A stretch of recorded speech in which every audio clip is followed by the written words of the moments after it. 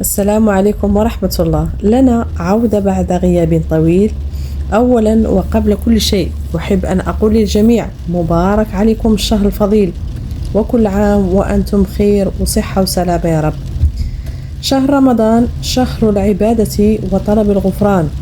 اللهم أهل علينا بالأمن والإيمان والسلامة والإسلام والمسارعة إلى ما تحب وترضى، والعافية والرزق الواسع ودفع الأسقام.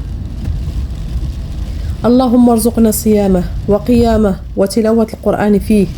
اللهم سلمه لنا وتسلمه منا وسلمنا فيه، وقد عفوت عنا وغفرت لنا ورحمتنا برحمتك الواسعة يا رحمن يا رحيم. نسأل الله أن يوفقنا وإياكم لصيامه وقيامه، وأن يكرمنا بمغفرته ويمتعنا بالصحة والعافية كل رمضان وأنتم بألف خير. دمتم في رعاية الله.